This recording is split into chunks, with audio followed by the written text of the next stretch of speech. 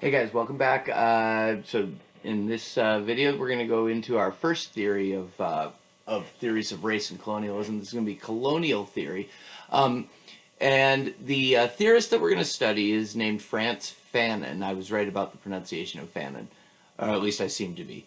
Um, so he was born in the French colony of Martinique in the Caribbean, but he, I believe, studied psychiatry in France and then worked for, um, well, he didn't live a long time, but after he studied, he moved to Algeria and worked there as a psychiatrist, but also did a lot of work as a revolutionary. So Algeria, at the time that he is there in, I believe, the 50s and maybe early 60s, is trying to get independence from France. So the psychiatric work he's doing is working with people who have been colonized. So he is studying the psychological effects of colonization, while he is, and that may have been part of the impetus for him to work on Algerian liberation from France, which happens, I believe, a year after he dies in 1961. So this is what Fanon. So he is going to be sort of our. I mean, we need to contextualize all of this with remembering W.E.B. Du Bois and his talk about the veil. This, like, more than just a cultural difference. This thing that has emotion attached to it that separates white people from black people. That was the separation that Du Bois was concerned with, as well as the double consciousness that he talked about. The fact that as a black person, he was aware of himself and he was conscious of the world from the perspective of just a human being, but then would have, because of the veil, because of being treated poorly by white people, he would have that reality smack him in the face, and then it would be like, oh yeah, I'm not just a person, I'm a black person in a racist country. So we got to keep Du Bois. Du Bois is the godfather and the grandfather of all of this. Fanon is going to have some theories that are going to remind us of Du Bois, but he's writing in Algeria, so he's not an American writing about this.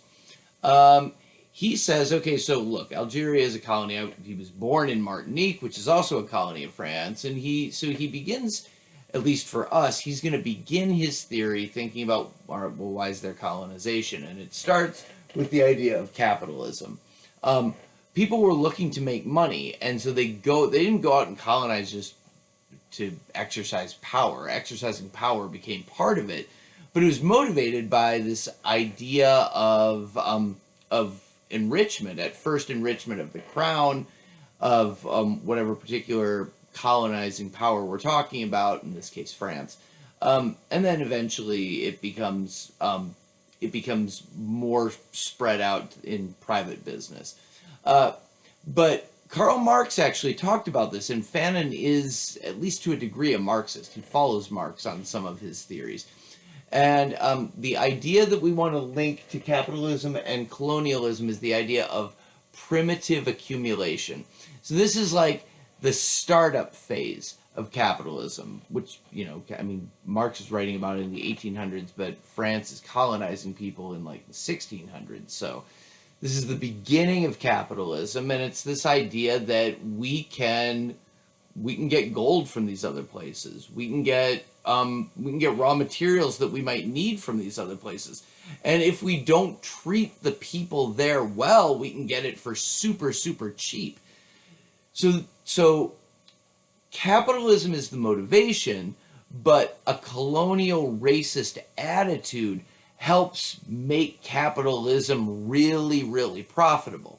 So I've talked about extracting raw materials, but also colonization involves enslavement of people as well. So we also have not just the raw materials we need to make money, but the very, very inexpensive labor that slavery provides.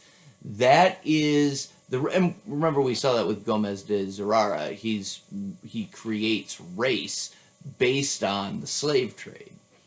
So primitive accumulation is that idea of capitalism using colonies for their raw materials and their labor.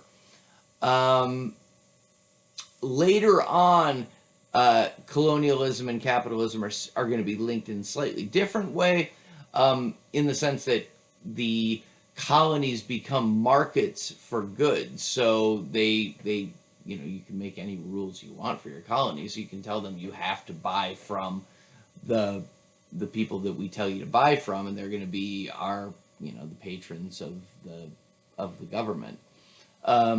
So later on, colonies become markets for the goods of the colonizer, but at first it's that idea of primitive accumulation. So we've set it up, right? We've kick-started racism via capitalism. Then what we get to is the idea of, okay, so what is the effect that racism has on both the colonizer and the colonized? And he comes up with this idea of the racial epidermal schema. So a schema is basically a way of understanding something. Racial has to do with this invented category, remember, of race, and epidermal is your skin. So he says that based on skin and other physical attributes, we don't have to just say skin, we come up with an entire way of understanding really our social lives, but specifically the people that we are looking at and ourselves. So the racial epidermal schema is a way of looking at and acting towards people that prioritizes skin color and other racial features. That's the type of thing that's really, familiar to us at this point. But the person who comes up with the original idea for it gets some credit. He talks about in one of his books the idea that when he, as a black man, is walking on the streets and white people see him, he says they don't see an individual. They don't see a free person. Even when he was, in France studying, they didn't see that. What they saw was a black person. And so what was individualized about him did not matter. It was the racial stereotypes that we talked about with Gomez de Zurara that get poured into this racial category. That was what people saw. And that's this idea of this racial epidermal schema. The other kind of cool term, it's a horrible term, but it's cool that he came up with it, is the idea, and it's a little bit of a goofy term, phobogenic object. So, phobia, fear. Genic, origin, or genetic.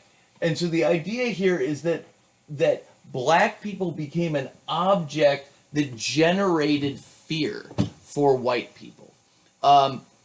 He said, and this is for me, this is a very, very cool way of understanding it. It's not just any fear.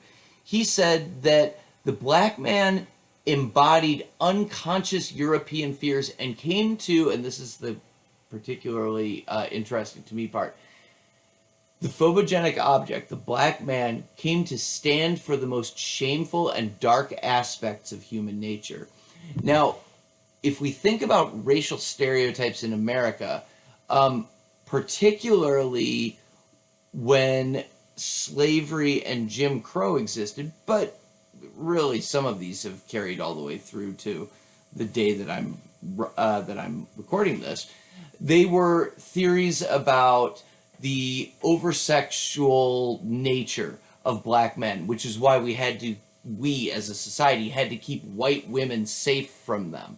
A lot of the lynchings that happened in the 20th century were based on sometimes consensual relationships between black men and white women that were interpreted through America's racial epidermal schema.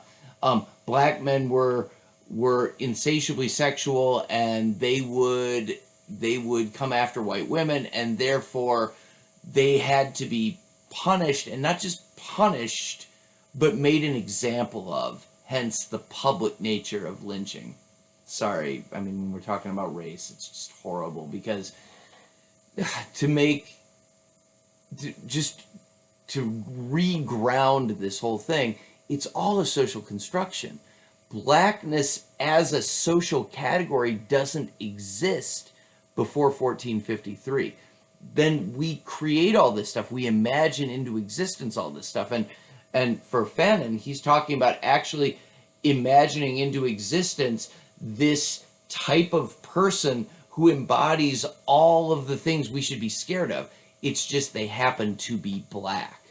So that's the idea of the phobogenic object. He talks about the fact that what this does is and this is where we're going to echo Du Bois. It splits the colonial subject. This is his terminology. Colonial subject just means the person who is colonized, who lives in a colonized place. He says on the one hand, they identify by their local traditions and cultures and values, like just the stuff that you and I would identify with. But at the same time, they also have a colonial education that imposes a European identity, a European way of understanding the colonized group on them.